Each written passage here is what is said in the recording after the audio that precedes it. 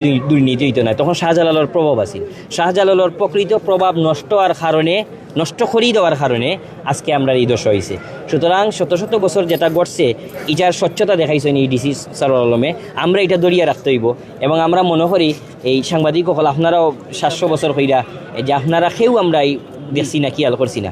এখন আপনারা যে ভূমিকা রাখরা এটা ধারাবাহিকভাবে অব্যাহত রাখলে প্রত্যেক মাসে হিসাব নিলে কত টাকা আইলো এটার একটা বোর্ড থাকার দরকার। সারা পৃথিবীর স্বচ্ছতা চলে, প্রত্যেক মাসে যদি একটা বোর্ড থাকে, এই মাসও 5 লাখ টাকা আইছে, 50 লাখ টাকা আইছে, 10 লাখ টাকা মাদ্রাসা, 10 লাখ টাকা মসজিদ, 10 লাখ টাকা গরিব এতিমরে খাওয়ানি হয়েছে, পরিচালনাত খরচ হয়েছে, তাইলে একটা হিসাব পাইলাম। অর্থাৎ একটা বোর্ড চাই সিলেটবাসীর পক্ষ থেকে আমরা, যে বোর্ড ডিজিটাল বোর্ড থাকবো, ডিজিটাল যুগ, তথ্য প্রযুক্তির যুগ, যে অত টাকা দান হয়েছে। এখন সারা দুনিয়ায় অন্যান্য মসজিদে দান করলে এটা শিক্ষি পয়সা কেউ দান করে না, অ্যাপসের মাধ্যমে, মোবাইলের অ্যাপস আপনি দেখবা, অ্যাপসের মাধ্যমে দান করে মানুষ। এখন সবর অ্যাপস আছে, অ্যাপসে দান করিয়া আমরা বোর্ড আইব অটোমেটিক কত টাকা দান হইল। সুতরাং তথ্য প্রযুক্তির কাজে লাগাইয়া স্বচ্ছতা আনতে হইব। কৃতজ্ঞতা ডিসি সারোয়ার আলম, এইরকম একজন মানুষ পাইছি। আফসোস আমরা যে আমরা রাখতাম পারলাম না, কিছু এই কালো শক্তির কারণে। এই শক্তিও ইনশাল্লাহ সিলেটবাসী রাখতে নাই। আমরা দেখেছি আপনার নাটকের মাধ্যমে অনেক অন্যায়কে তুলে ধরে এবং আঙ্গুল দিয়ে দেখিয়ে দিয়েছে। কিন্তু এটা নিয়ে আপনি ভবিষ্যতে কোনো ডকুমেন্টারি করবেন নাকি? আমার সব খামও মোটামুটি আঙ্গুল দিয়া দেখাইয়া দেওয়া। আর আজকে সরাসরি আইয়া আপনার ভিডিও থামাইয়া গেলাম, যে টেকা গণ আর দেখাইয়া গেলাম। আরো যেন যেটা লাগে করবো ইনশাল্লাহ। বোর্ডের আচ্ছা, যেহেতু দীর্ঘদিন আমার একটা মত, আমি যে দীর্ঘদিন ধরে যে খাদিম ফ্যামিলি আছে তারার মাধ্যমেও তো পরিচালনা করা যায়। পাশাপাশি প্রশাসন সংযুক্ত থাকবো এবং ঈদের স্বচ্ছ সাংবাদিক হল দেখবা সিলেটর গণ্যমান্য মানুষে গণাগণি হইব। উৎসবে আমরা গণব, উৎসব আকারে টেকা গণ হইব, উৎসব আকারে এগুলা খরচ হইব, বালা খাজো লাগবো।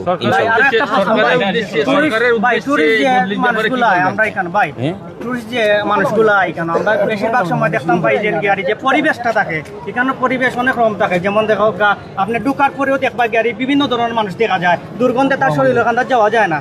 আমরার যে পরিবেশটা এখানোর যে বর্তমান পরিবেশ, এটা কিতা আপনি চোখে দেখা বা কিলা পরিবর্তন হইলে ভালো হইব আমরা একটু জানাই। একটা দিয়ে শুরু হয়েছে আজকে, একটা বিল্ডিং উঠতে হইলে 2000, 3000, 5000 ইট নিচে যায়। আজকে প্রথম ইট লাগানি হয়েছে স্বচ্ছতার। এই ইটগুলা যত বড় হইব অত বেশি আমরা ফল পাইমু, আগামীতে আরো সুন্দর স্বচ্ছ হইব।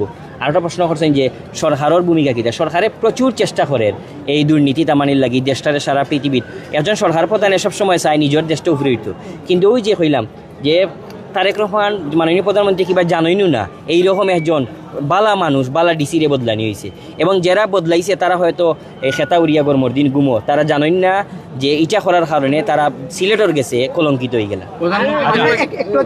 সরকার বলতেছে রেগুলার বদলি, সরকার বলতেছে এখানে একজন চিঠি দিয়েছেন, মানত করছেন যে উনি সদারম যাতে আর কি এখানে থাকেন আর কি। এই বিষয়টা আপনি কিভাবে দেবেন? একজন চিঠি সুন্দর একজন মানুষে চিঠি দিছে, মানে কোটি কোটি মানুষের একটা বার্তা, একটা চিঠি বহুত জনে দিছেন। একটা চিঠি বুঝাইরা যে সারোয়ার আলম রে দান বাক্স তাইয়া টেকা দান না করিয়া নিজের মনের অনুভূতি দান করিয়া যার যে ডিসিরে রাখুকা, আমরাও দাবি করমু।